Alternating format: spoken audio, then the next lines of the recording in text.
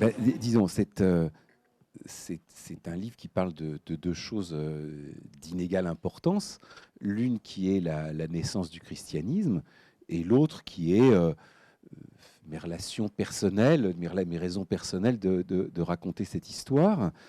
Euh, L'une des raisons personnelles auxquelles je suis revenu longtemps après, c'est qu'il y a maintenant une bonne vingtaine d'années, plutôt 25, j'ai été pendant quelques années, à la suite pour de circonstances personnelles assez chaotiques, j'ai été un chrétien fervent, je dirais même dévot, on pourrait même dire dogmatique, chose qui s'est, je dirais, étiolée quoi, avec le temps. Mais qui fait que, voilà, quand presque 20 ans plus tard, l'envie m'est venue, qui était quand même présente de façon un peu confuse, de revenir à ces textes du Nouveau Testament, j'ai senti qu'il y avait qu'il serait intéressant de faire dialoguer la lecture que je peux en avoir aujourd'hui, qui est une lecture, je dirais, d'historien, même si je ne suis qu'un historien amateur, de romancier, disons d'enquêteur. C'est la lecture d'un agnostique curieux qui essaye de comprendre ce phénomène historique, somme toute, très étrange, qui fait que cette petite secte juive qui n'avait pas tellement de raison de faire énormément parler d'elle, a petit à petit grignoté de l'intérieur l'Empire romain et 2 millénaires plus tard, non seulement existe toujours, mais si déchristianisé que soit le monde occidental, reste quand même quelque chose de très présent et à quoi adhèrent ou disent adhérer presque un quart des habitants de la planète. Donc cette espèce d'enquête sur les origines et la lecture que je pouvais faire des mêmes textes il y a plus de 20 ans, qui était une lecture, au fond, j'en attendais, je me figurais lisant ces textes que c'était vraiment la parole divine, quelque chose qui s'adressait à moi de façon très intime. Et voilà, j'ai essayé de faire dialoguer, en somme, ces deux lectures très différentes. J'ai jamais formé le projet d'écrire une vie de Jésus. D'abord parce qu'il y en a énormément, et parce que, malgré tout, même les personnes peu exposées au christianisme connaissent la vie de Jésus, plus ou moins, mais quand même la connaissent. Alors que ce que je me proposais de raconter, c'est-à-dire l'histoire du petit groupe d'hommes qui a cru à sa résurrection et à l'urgence de son message, et la façon dont petit à petit la contagion s'est opérée autour d'eux, cette histoire finalement est beaucoup moins connue. Et je me suis dit que que ça serait passionnant de la raconter et de raconter au fond l'histoire de ce qui est une génération, quoi. Parce que, si vous voulez, l'Ancien Testament, ce qu'on appelle l'Ancien Testament, c'est-à-dire la Bible hébraïque, c'est quelque chose qui s'étend dans la rédaction, s'est étendu sur 1 millier d'années, avec des rédacteurs très différents, des genres littéraires très différents, tout ça. Alors que le Nouveau Testament, outre qu'il est beaucoup plus court, au fond, ça s'est écrit sur une cinquantaine d'années, quoi, entre le premier texte connu qui y figure est une lettre de Saint Paul, la première des lettres de Saint Paul, qui date environ de l'an 50 après Jésus-Christ, comme vous dites, à cette époque où personne ne se doutait qu'il vivait après Jésus-Christ. Le dernier, ça doit être l'évangile de Saint Jean ou peut-être l'Apocalypse, enfin tout ça se discute, mais c'est vers la fin du 1er siècle, c'est-à-dire qu'au fond, c'est une génération, et c'est un petit groupe de gens, ces auteurs du Nouveau Testament, qui se sont connus, qui se sont côtoyés, qui se sont éventuellement querellés. Et je me disais que ces figures qu'on appelle Saint Paul, Saint Pierre, Saint Jean, tout ça, et dont et qu'on se représente un peu, pour autant qu'on se les représente comme des figures de vitrail, des saints avec des auréoles, des choses comme ça. Avant d'être des saints avec des auréoles, bah, c'était des hommes, et essayer de les rendre plus proches, plus humains, comme ils l'étaient à un moment donné, bah, ça ne serait pas inutile, et en plus, ça serait passionnant à essayer de faire, quoi. Voilà. Donc, au fond, lire ces textes qu'on lit quand même, mais qu'en dehors des évangiles, on lit pas beaucoup, euh, et, euh, et essayer de voir qui étaient ces hommes qui les ont écrits, dans quel cadre matériel et mental ils évoluaient, qu'est-ce qu'ils croyaient au juste, quelles étaient les relations qu'ils avaient les uns avec les autres, d'où est-ce qu'ils sortaient ce qu'ils ont raconté, tout ça. Voilà, c'est des questions que j'ai eu envie de me poser. Et ça m'a embarqué dans un voyage qui a duré quand même 7 ou 8 ans, et qui a été, enfin, pour moi, de bout en bout passionnant. Et en fait, j'ai tant appris de choses le faisant que ça serait bien le diable si on n'apprenait pas beaucoup de choses en le lisant ensuite, quoi.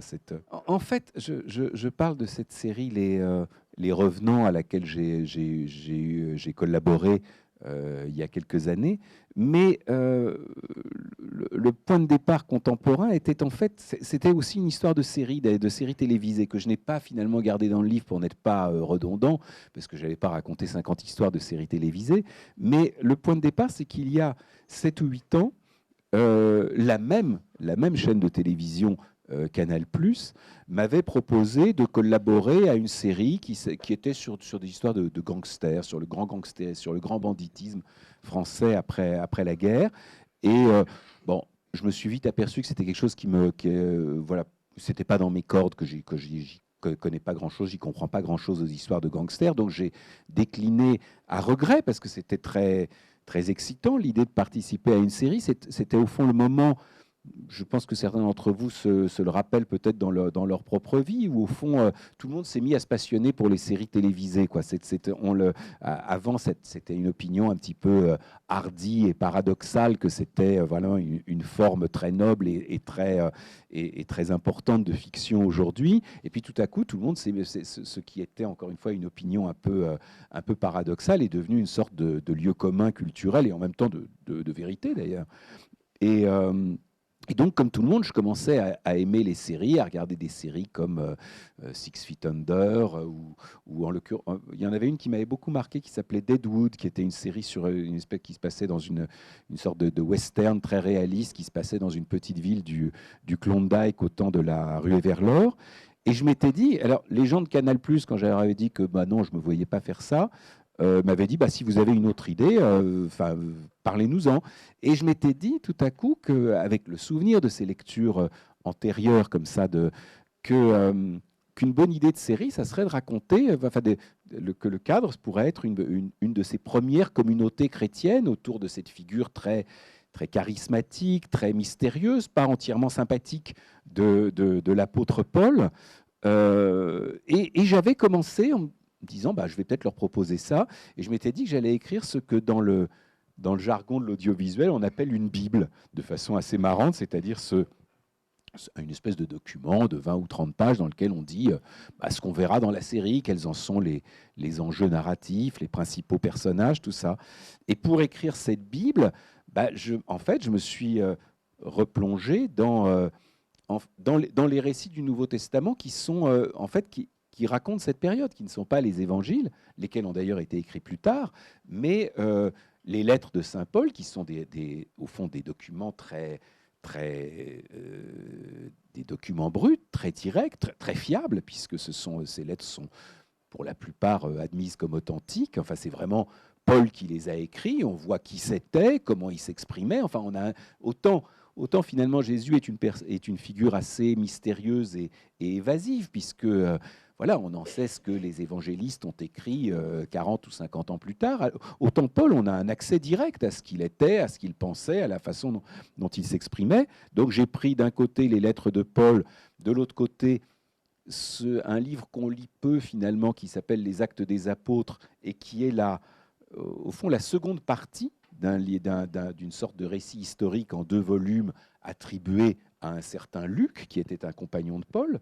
Le premier volume, c'est celui qu'on appelle l'Évangile selon saint Luc, et qui est donc qui raconte voilà la vie de Jésus, son enseignement, sa mort et pour ceux qui y croient, sa résurrection.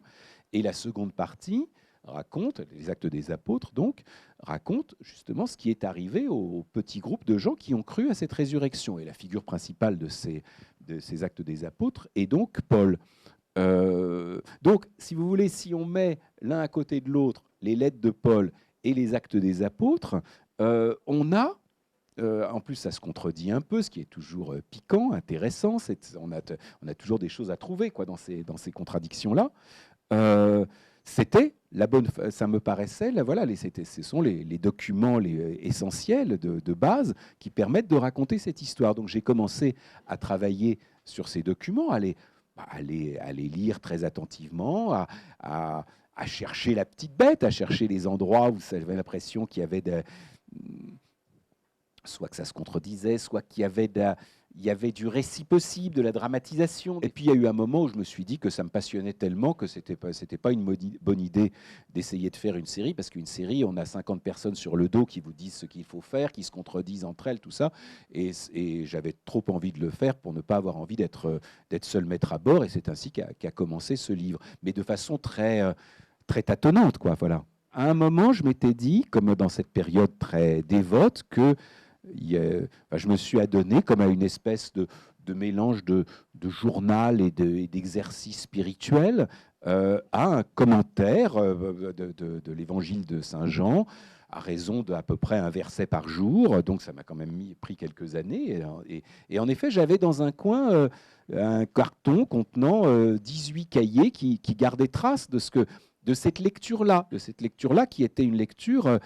voilà, qui était une lecture de croyants, donc où je me disais que c'était le Dieu qui parlait vraiment dans c'était une littérature inspirée, pour ne pas avoir même révélée, et donc ça me paraissait évidemment intéressant de revenir sur cette période. C'est intéressant d'avoir finalement des archives brutes sur soi-même, sur un moment où on était très différent de celui qu'on est aujourd'hui, où on pensait autre chose, croyait autre chose, et en l'occurrence, lisait ces textes tout à fait différemment de la façon dont je peux les lire aujourd'hui.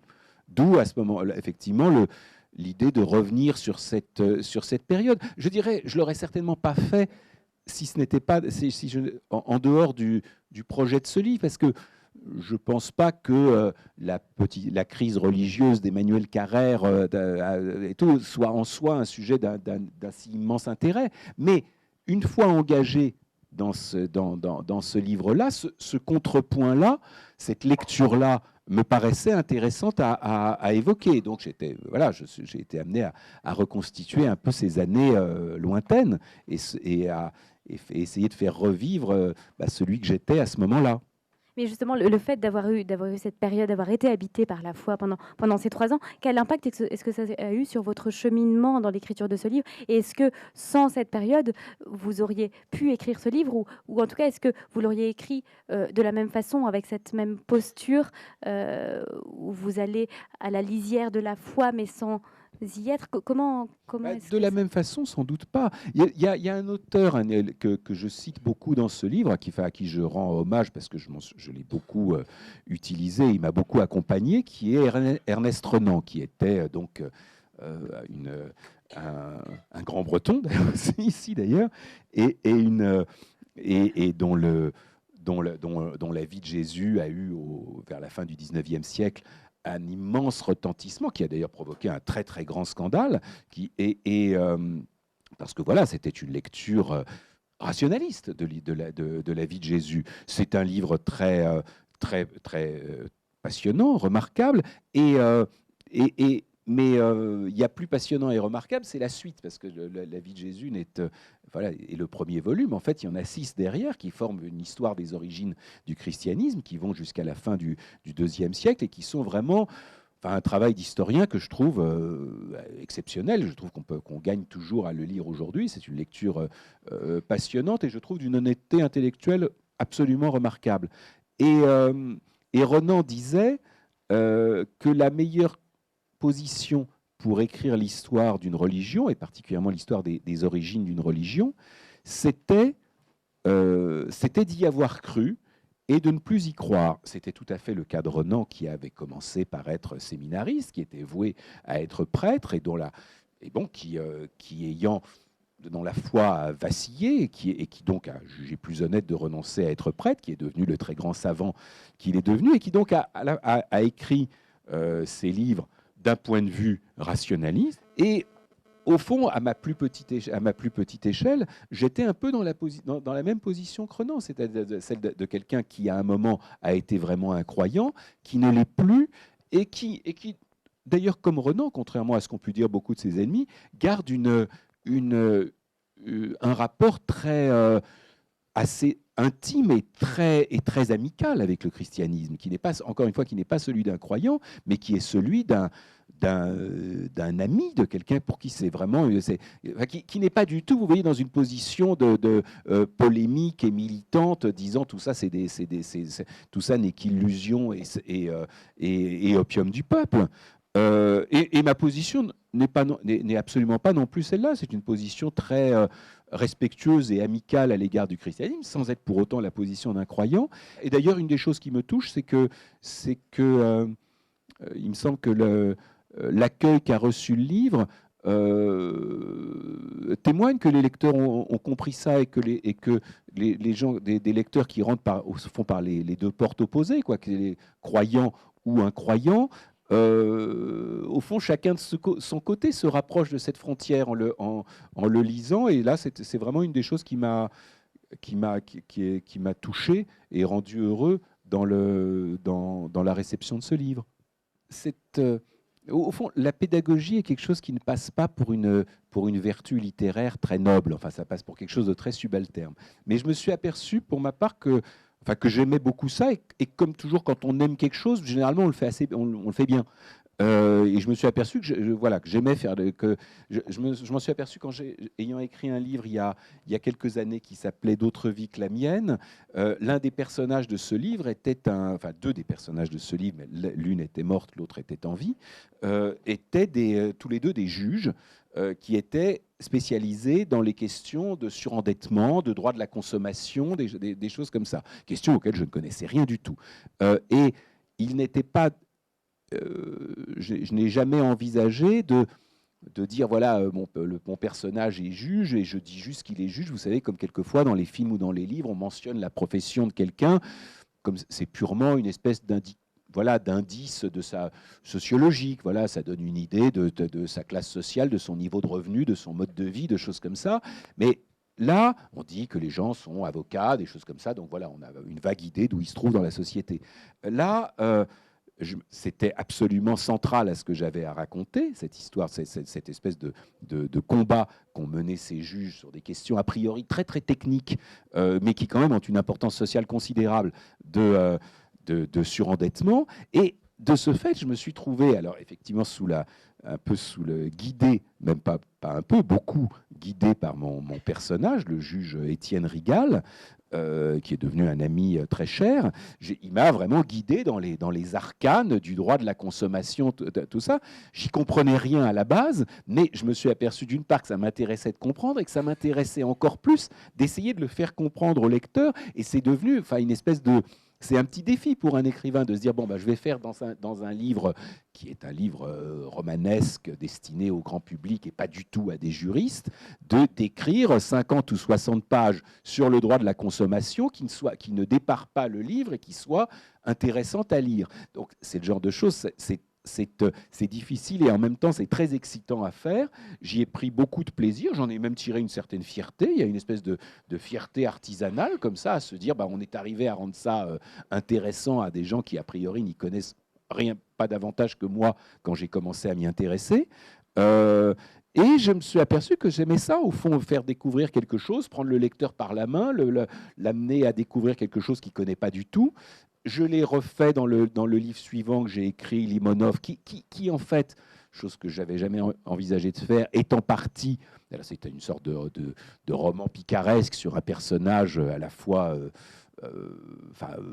critiquable et quand même assez disons, d'une vitalité assez entraînante, mais c'est aussi une sorte de livre d'histoire sur la fin de l'Union soviétique, ce qui s'est passé après l'effondrement du communisme dans les pays de l'Est de l'Europe. Et je me suis aperçu de la même façon que j'avais beaucoup de plaisir à faire ça, que j'avais l'impression en plus de faire œuvre utile au fond. Et bien sûr, alors ça, je l'ai connu en encore plus grand en faisant ce livre-là, où bien sûr, j'ai absorbé énormément de lectures, à l'égard de qui je reconnais ma dette, hein, bien sûr. Et j'ai essayé de faire quelque chose voilà, qui fasse que le lecteur qui y entre en ressort beaucoup plus instruit que quand il y était entré, comme ça a été mon cas aussi en écrivant ce livre. Alors parmi les comparaisons que vous nous proposez, il y en a plusieurs qui sont assez marquantes. Il y a notamment celle entre Paul et Trotsky et Jacques, le frère de Jésus, et Staline, et entre le christianisme naissant au 1er siècle et le communisme soviétique des années 20. Une comparaison qui tient peut-être à la fracture qui existait entre Paul et Jacques à cette époque, mais qui peut-être est liée également à l'universalisme de Paul. C'est lui vraiment qui a inventé l'universalisme, qui a ouvert cette petite secte juive à tous, juifs et païens, et un universalisme à double tranchant, puisqu'il peut aussi mener au totalitarisme. Alors, est-ce que dans le cas du christianisme comme du communisme, on peut dire que les premiers chrétiens aspiraient à une mutation d'espèce ou à l'avènement vraiment d'un homme nouveau dont le système de valeurs serait totalement différent? Alors vous avez tout à fait raison. C'est ce qui fait que cette comparaison qui peut paraître un petit peu aventurée ou polémique, à vrai dire. Enfin, c'est comme si je disais, parce que malgré tout, le communisme, même si c'est une grande idée, est une chose un peu discréditée, et à juste raison, aujourd'hui, vu les illustrations historiques qu'il a connues, et à vrai dire, il n'y a pas d'exception.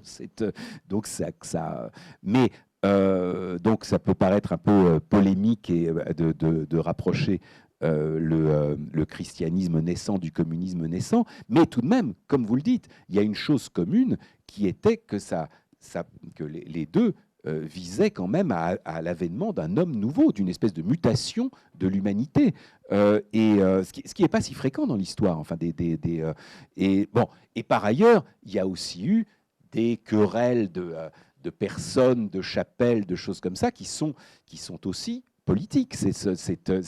Et ces querelles entre, d'un côté, Paul, de l'autre, disons, le petit groupe de ceux qui étaient les compagnons historiques de Jésus, sa famille, tout ça, donc qui étaient, si on peut dire, les héritiers légitimes a priori, c'est une querelle politique, véritablement. Alors, le Nouveau Testament, évidemment, ne se résume pas à ça, mais c'est aussi un aspect du Nouveau Testament que, disons, les lectures ecclésiales ont tendance, c'est bien naturel, à occulter un peu. Et la première des lectures ecclésiales, c'est d'ailleurs celle de mon ami Luc, hein, puisque malgré tout, dans les Actes des Apôtres, écrit quand même une vingtaine ou une trentaine d'années après les lettres de Paul, dans lesquelles on voit ces querelles de façon très très claire, les Actes des Apôtres essayent vraiment de lisser, de rendre les choses de donner l'impression rétrospectivement d'une espèce de concorde et d'entente qui en réalité n'existait pas. Et ça fait un peu ressembler les Actes des Apôtres, avec tout le respect que je porte à Luc, à certains manuels d'histoire soviétique où on donne l'impression que tous ces dirigeants s'entendaient très bien et alors qu'ils s'entretuaient, portaient tous ensemble des toasts pleins de concorde à la victoire du prolétariat. Alors cela dit, donc voilà, ces rapprochements me paraissaient assez légitimes. Il y a une vraie différence tout de même, c'est que au temps des premières communautés chrétiennes, il n'y a jamais eu d'élimination physique des opposants, quoi. C'est venu plus tard, hein, ça, et du fait l'Église chrétienne a quand même pas mal de choses à se reprocher sur ce terrain-là, mais c'est venu beaucoup plus tard. Une des choses dont la lecture chrétienne de l'histoire félicite beaucoup Paul, c'est en effet cette invention de l'universalisme, pour reprendre le titre d'un livre au demeurant excellent sur saint Paul du philosophe Alain Badiou, et donc Badiou qui n'est pas un chrétien d'ailleurs, qui est un ancien maoïste, et même toujours un maoïste à vrai dire.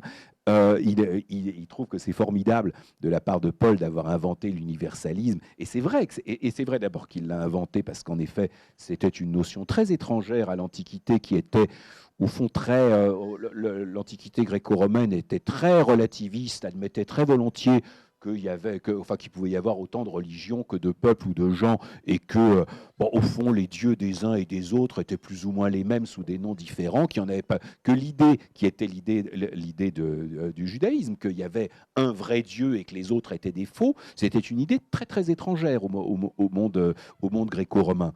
Ce qui fait que le monde gréco-romain, à qui on peut faire beaucoup d'autres reproches, était par ailleurs, sur le plan religieux, d'une tolérance et, je dirais, d'une laïcité parfaite. Tout ce qu'on pouvait reprocher, ce qu'on a reproché à Paul, c'était éventuellement de troubler l'ordre public, mais certainement pas de vanter son Dieu au détriment des autres. Mais, si vous voulez, cette idée si belle que si on détient la vérité, il serait très malheureux de ne pas vouloir en faire profiter tout le monde, elle est magnifique en effet, mais c'est comme vous le soulignez, quand même le ferment de tous les fanatismes et de tous les totalitarismes, d'être persuadé qu'on a la vérité et que donc il faut en faire profiter les autres, et que si les autres ne sont pas d'accord, il faut leur imposer. Et donc c'est à partir de là commence quelque chose qui, encore une fois, n'existait pas dans l'Antiquité, et que Paul, d'une certaine façon, sans doute certainement pas Jésus, mais que Paul a vraiment introduit dans le monde. Ce qu'il a introduit dans le monde est à la fois quelque chose de magnifique et quelque chose d'extraordinairement dangereux.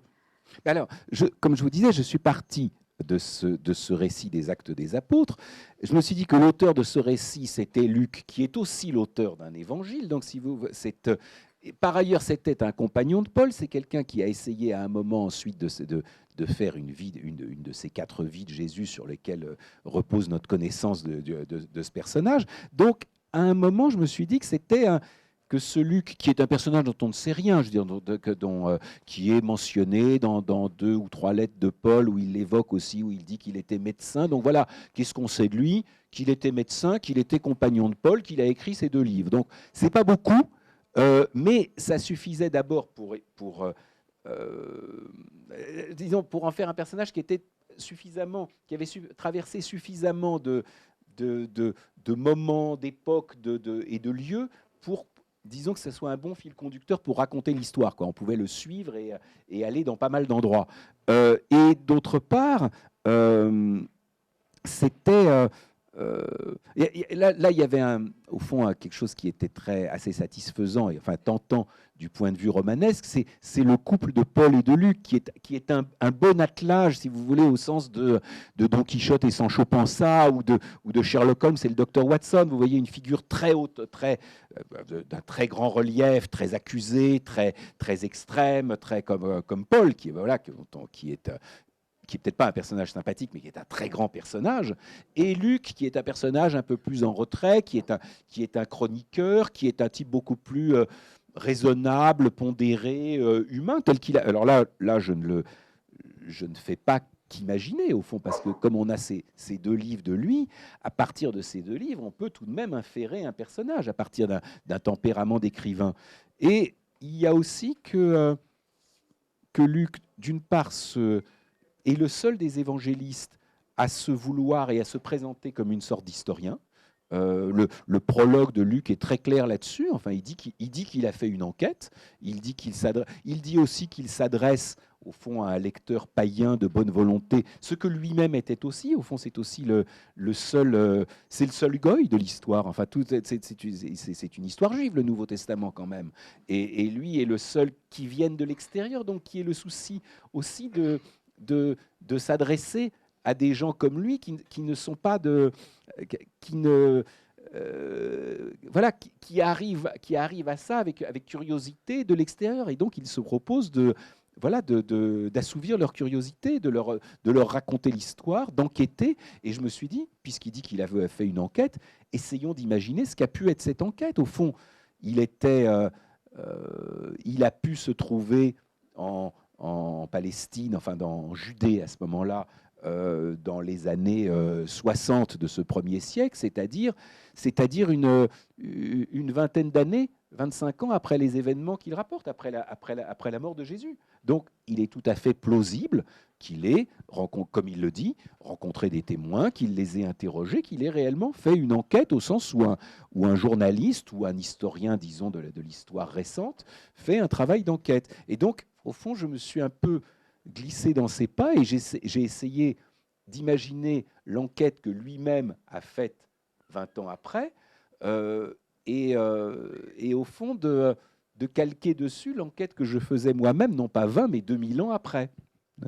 Un des plaisirs que m'a donné la sortie de ce livre, c'est que j'ai fait une émission de télévision avec le grand historien Paul Venn, qui est un très grand historien du monde gréco-romain, enfin surtout un historien de Rome, et que moi je lis depuis 30 ans, que j'ai avec un énorme plaisir, à qui je rends abondamment hommage dans ce livre, et le François Bunel, qui anime la grande librairie, a eu vraiment l'excellente idée de de nous inviter ensemble. J'étais très très heureux de rencontrer Paul Venn, qui n'est pas un homme décevant.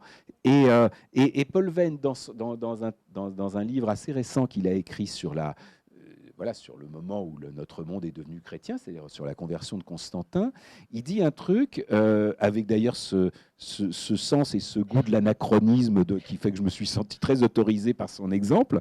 Paul Venn dit au fond le triomphe du christianisme, alors là je parle du troisième siècle, hein. Le triomphe du christianisme a été d'une certaine façon celui d'un best-seller, c'est-à-dire tout à coup, comme pouvait être, vous voyez, un de ces livres qui peuvent à un moment changer la sensibilité d'une époque, comme a pu être la Nouvelle Héloïse de Rousseau ou des choses comme ça, qui fait que tout à coup, les gens voient les choses différemment. Et c'est vrai ce que vous dites, le christianisme est une histoire avant d'être une doctrine, avant d'être un corps de pensée, des choses comme ça. C'est un récit. Et c'est ce récit qui tout à coup a pris. Et donc, imaginez un des types qui ont raconté ce récit, qui ont fait une des premières versions de ce récit, c'était très tentant. J'en profite pour dire une chose à propos justement de cette diversité des récits, c'est que c'est une chose au fond assez étrange et remarquable qu'il ait subsisté 4 récits. Parce que la tentation normale, au fond, d'une église, de ce qui commençait à être une puissance temporelle, ça aurait été, a priori, de faire un récit, d'harmoniser les 4, de faire un récit cohérent qui aurait été vraiment voilà, correspondu à la ligne du parti, et on n'en démord plus. Alors que l'Église primitive, celle qui a établi le canon du Nouveau Testament, par un mélange sans doute de scrupules, mais aussi, même si elle s'en rendait pas vraiment compte, d'intuition littéraire, a compris que le fait d'avoir 4 récits, c'était beaucoup plus beau, beaucoup plus profond, beaucoup plus riche, et que ça rendait la chose, ça donnait une perspective beaucoup plus grande. Et alors voilà, qui était un de ces 4 narrateurs, comment il a procédé, c'était passionnant à imaginer. À un moment, vous voyez, quand, euh, quand j'étais un lecteur dévot, si je peux dire, de l'Évangile, au fond, j'y cherchais une espèce de vérité absolue. Euh, Tel que je le lis maintenant, j'y cherchais des vérités plus relatives, disons. Mais il y a une question que je me posais qui a priori est un peu bêtasse, mais qui quand même était très stimulante, c'est quand Luc nous dit ceci, quand il nous rapporte telle parole de Jésus ou telle anecdote au sujet de Jésus, d'où est-ce qu'il le sort? Et au fond, il y a 3 possibilités. Soit c'est quelque chose qu'il recopie, et c'est le cas d'ailleurs. Par exemple, presque tout l'évangile de Marc qui existait antérieurement, il l'a recopié. Soit c'est des choses qu'on lui a racontées, et là on est dans l'hypothèse de cette enquête, peut-être de récits que lui ont fait des témoins ou des gens, voilà, des récits de première main ou de seconde main ou de troisième main, et on peut toujours essayer de l'imaginer. Soit c'est des choses qu'il invente. Alors quand je dis qu'il invente, ça ne veut pas dire que c'est de la pure fiction, hein, ça veut dire que souvent je pense que ce sont des variations sur des thèmes donnés qui avaient été retenus dans les premières collections de paroles de Jésus, de choses comme ça. Mais il y a des inventions, si vous voulez, par exemple, il y a un exemple que j'utilise assez abondamment vers la fin du livre, Parmi les paroles les plus, voilà, qu'on retrouve dans les 4 évangiles, qui sont parmi sans doute les paroles les plus proches de la source, dont on peut vraiment penser que Jésus les a prononcées, il y a l'histoire de la brebis égarée, c'est-à-dire vous voyez, du berger qui se réjouit davantage parce qu'il a retrouvé la brebis qui s'était enfuie, que pour les 99 autres brebis qui sont restées sagement dans l'enclos. À partir de cette phrase, de ce qui tient en 3 lignes, tel que l'a très probablement dit Jésus, Luc fait plusieurs variations. Et il y en a une qui est pas bien meilleure. Et puis il y en a une ensuite qu'il invente qui est absolument magnifique, qui est l'histoire du fils prodigue. Donc vous savez, les 2 fils d'un grand propriétaire terrien, et ben il y en a un qui part, qui demande sa part d'héritage et qui s'en va vivre sa vie dans le vaste monde. Et puis à un moment, ben voilà, il dilapide son héritage.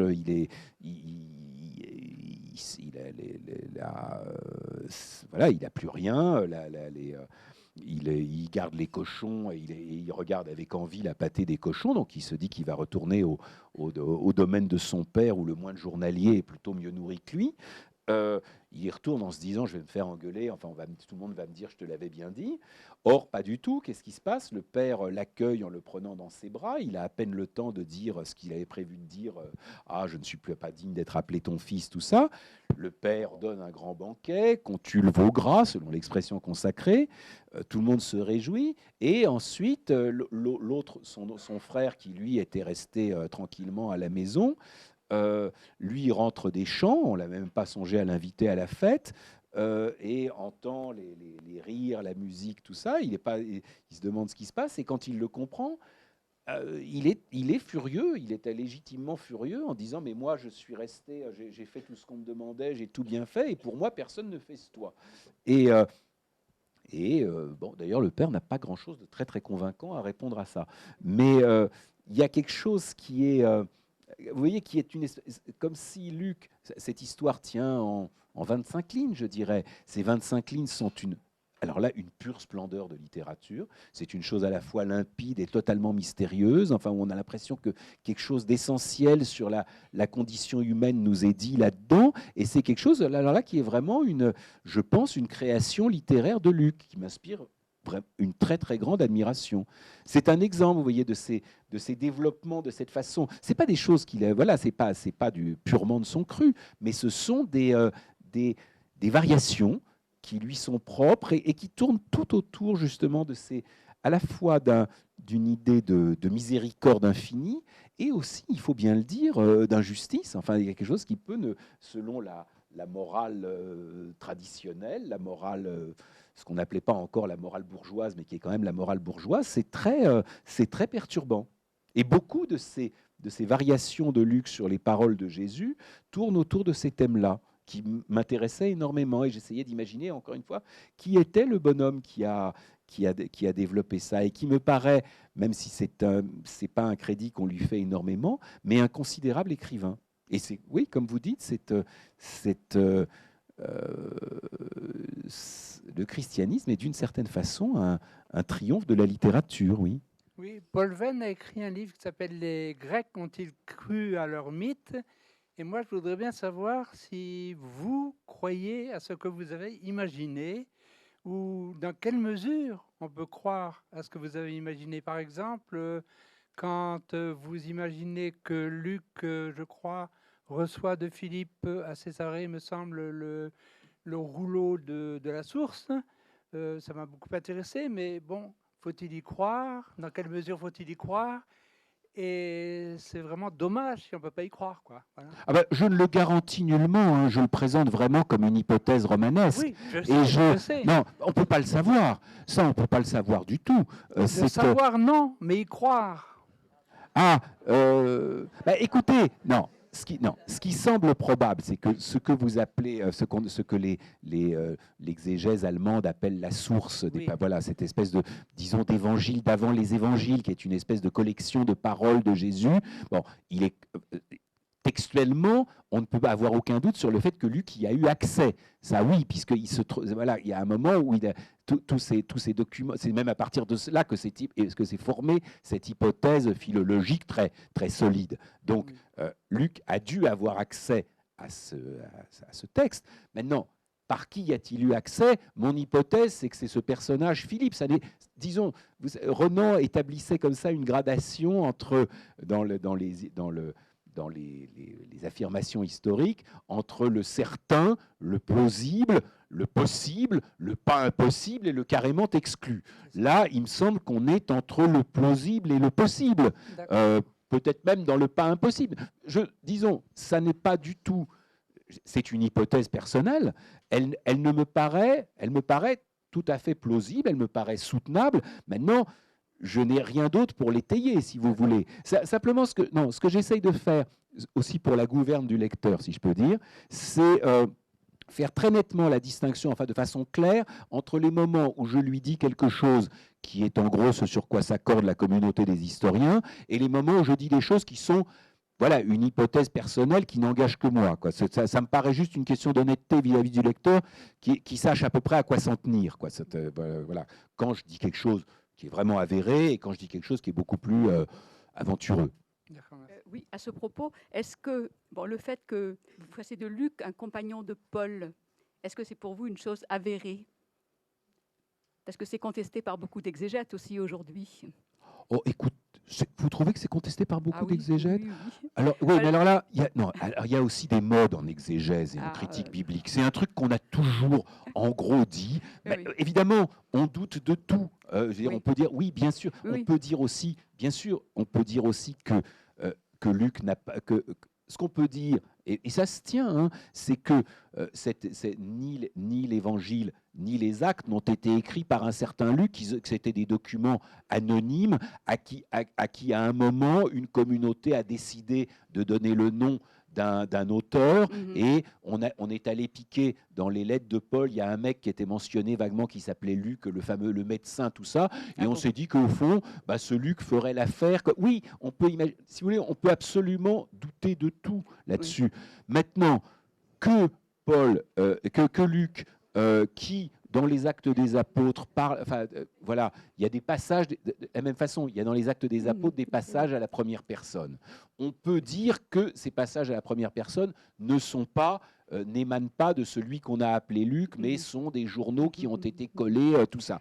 C'est soutenable, mais dans la mesure où l'inverse est soutenable et où en plus ça permet d'éviter quelque chose qui est une vraie tendance de la critique biblique et de l'exégèse, qui est de toujours diluer l'identité individuelle et de toujours dire « Ah oui, mais c'est des textes, au fond, c'est des produits de communauté, de choses comme ça. » Je veux bien que ce soit des produits de communauté. Il n'empêche qu'à un moment, il y a des gens qui les ont écrits aussi.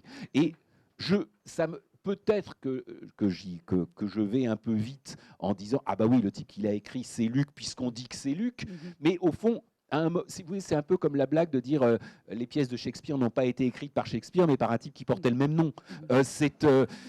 Bon, à un moment, c'est vrai qu'on peut toujours assortir tout ce qu'on dit, et je le fais assez souvent, d'une parenthèse en disant oui, certains en doutent, certains mettent ça en question, tout ça, mais ça ne me paraît franchement pas extravagant de prêter les Actes des Apôtres et l'Évangile à un certain Luc et de dire que ce Luc était un compagnon de Paul. D'accord. Ça me paraît éminemment soutenable. Moi, j'ai cru comme vous aussi, mais bon, comme par exemple quelqu'un comme Daniel Marguerat soutient que c'est impossible chronologiquement parlant, puisqu'ils n'appartiennent pas à la même génération.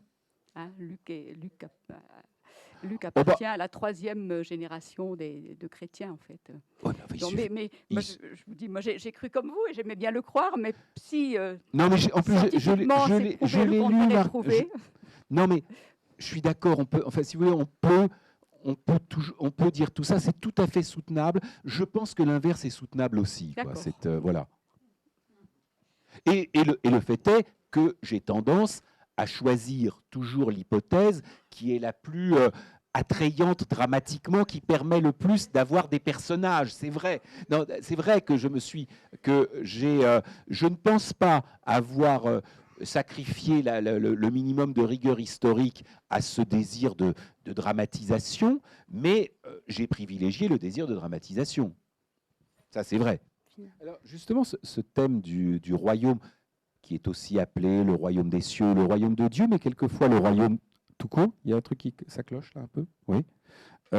C'est d'abord une chose vraiment que Luc développe tout particulièrement et dont il y a toute raison de penser que Jésus en parlait, et qui est quelque chose d'assez mystérieux. Enfin, c'est-à-dire que moi, je suis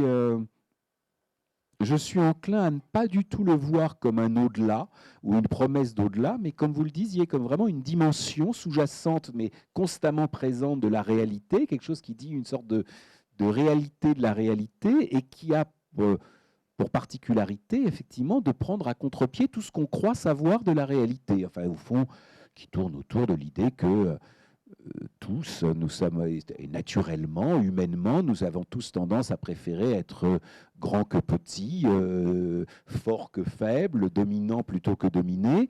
Or, il me semble que le cœur du christianisme, et peut-être que c'est encore plus le cœur du christianisme que, à mon sens, que tous les éléments surnaturels, y compris la résurrection, sans parler de la question de la divinité ou de choses comme ça, il me semble que ça tourne autour de ça, de cette espèce d'inversion très paradoxale, très scandaleuse, très difficilement admissible des valeurs, et que s'il y a que ce quelque chose qui est vraiment, à mon sens, le cœur du christianisme, c'est toujours, enfin c'est pour moi quelque chose de toujours extrêmement vivant, vital, et dont je trouve que ça mérite d'informer ou d'irriguer notre pensée, et idéalement notre conduite, même si c'est très très difficile, ça c'est sûr. Bonsoir. Le passage de l'oral à l'écrit, est-ce qu'il ne correspond pas à la prise de conscience de tous les nouveaux chrétiens que le royaume de Dieu n'est pas pour demain, quoi. Donc il faut laisser des traces. Il faut penser aux générations derrière. C'est plus pour eux, quoi. Je pense que vous avez tout à fait raison, qu'effectivement, dans la première génération chrétienne croyait la fin du monde, le retour de ce qu'on appelle techniquement la parousie, absolument imminente, et donc il n'y avait aucun besoin d'écrire de la même. Tout ça, tout était vécu dans une espèce dans un sentiment de fièvre et d'urgence, qui est d'ailleurs qui est très puissamment évoqué dans les lettres de Paul. Et en effet, c'est vers la fin du siècle, quand on s'aperçoit que ça n'arrive pas, qu'on s'installe pour durer, tout ça, que la nécessité de donner une forme écrite à tout ça a dû s'imposer. Ce qui n'empêche pas tout de même que ce document dont on parlait tout à l'heure, celui qu'on appelle la source, que les exégètes d'obédience allemande appellent Q pour Quelle, qui veut dire la source, devait quand même exister assez longtemps, enfin, a dû quand même exister assez tôt, sans doute pas vraiment comme un texte écrit, vous voyez, ayant pris forme, mais sans doute comme une sorte d'aide-mémoire de prédicateur chrétien, quelque chose comme ça, qui était au fond une sorte de collection de paroles de Jésus, ce qu'encore une fois, techniquement, on appelle des logia, et dont il serait évidemment très abusif d'imaginer que c'est une sorte de verbatim et qu'il y avait des gens qui ont pris note des paroles de Jésus. Mais on a tout de même l'impression qu'il s'agit d'une sorte d'un document qui a existé, qui était très antérieur aux évangiles et qui s'est quand même retrouvé dans deux évangiles, celui de Luc et celui de Matthieu. Disons, il y a plus de 20 ans, vous voyez, j'ai un peu d'embarras à dire j'étais chrétien. Je peux peut-être dire je me suis cru ou voulu chrétien pour des raisons qui étaient de très grand désarroi personnel, et c'était une sorte de planche de salut. Et à ce moment-là, je pense qu'il y avait d'une part sans doute les excès de zèle qui sont assez fréquents chez les convertis, enfin avec une espèce de façon de vouloir croire le dur comme fer, y compris vous voyez, illustré là, il y a une phrase comme ça très drôle et belle de Mark Twain disant la foi, c'est de croire quelque chose dont on sait que c'est pas vrai. Et j'avais un peu tendance, voilà, à me faire gloire de croire ce qu'au fond je ne croyais pas, de me faire violence, tout ça. Et il y avait aussi, je dirais, enfin, j'ai l'impression que le chrétien que j'étais ou que je voulais être, n'était pas une très bonne publicité pour le christianisme, si on peut dire. Enfin, parce qu'elle est extrêmement crispée, raide, d'un très grand égocentrisme. Enfin, voilà, je connais et connaissais déjà à l'époque des gens qui présentent un visage beaucoup plus lumineux et attrayant du christianisme. Voilà,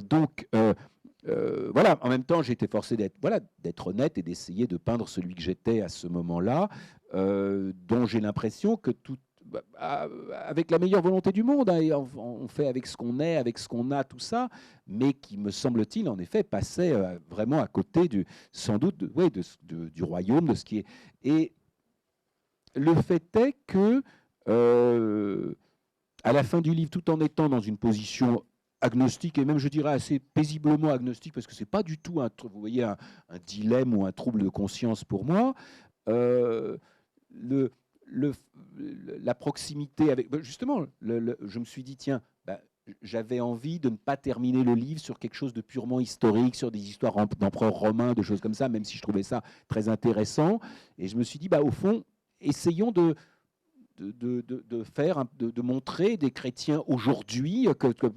Et il se trouve qu'une lectrice qui est devenue une amie avec qui j'étais entré en correspondance m'avait envoyé un mail comme ça qui tombait à pic et qui était très incitatif et qui fait que je suis allé faire un tour dans une des communautés de l'Arche dirigée par cette figure de Jean Vanier qui est vraiment justement typiquement le genre de gens qui montre un très beau visage du christianisme, un visage extrêmement ouvert, lumineux, pas du tout crispé, pas du tout et que bon, j'y suis allé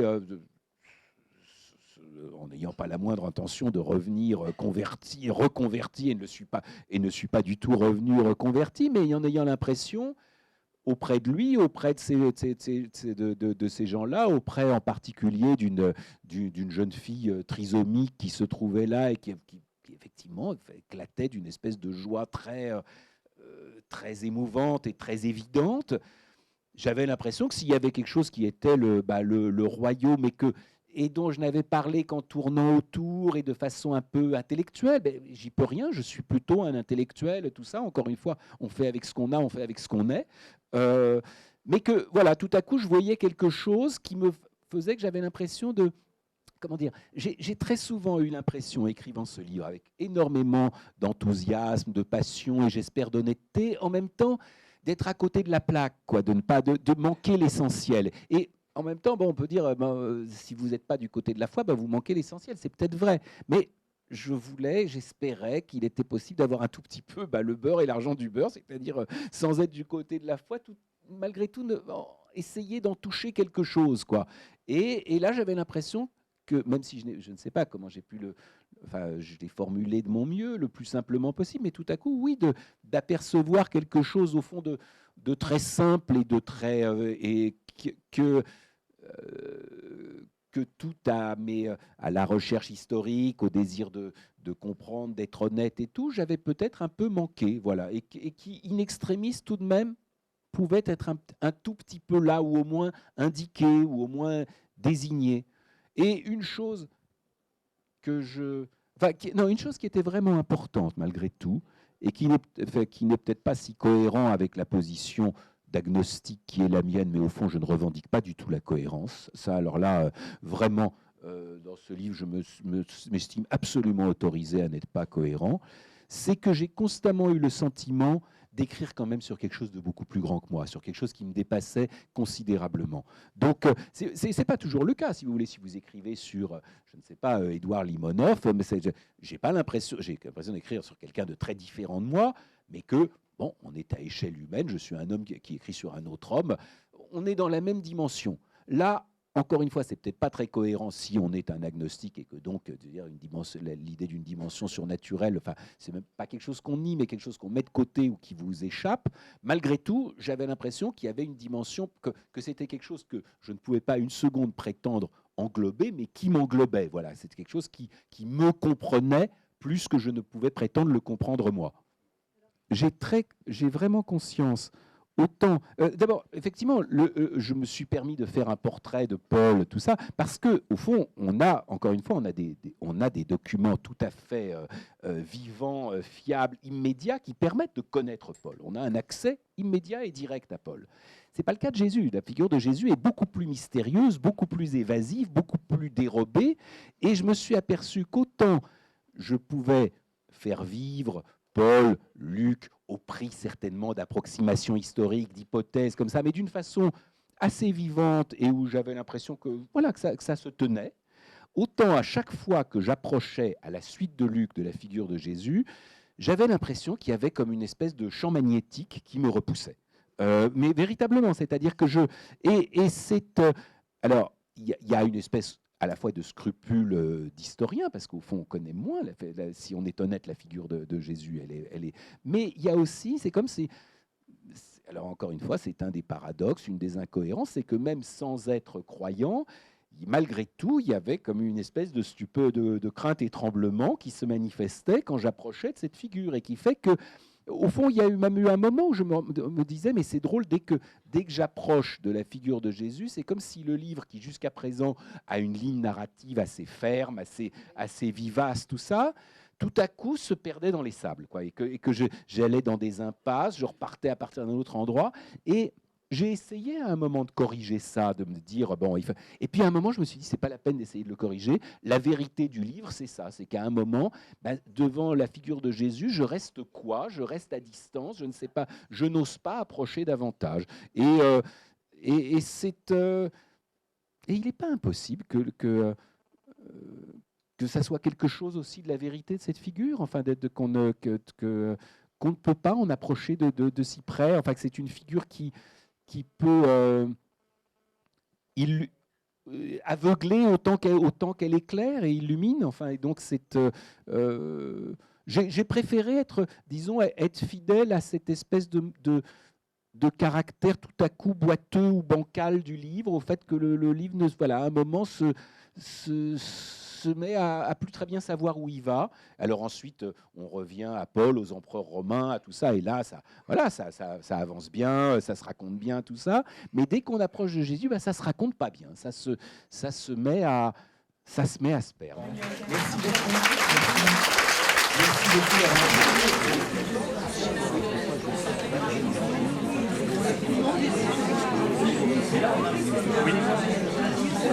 Oui.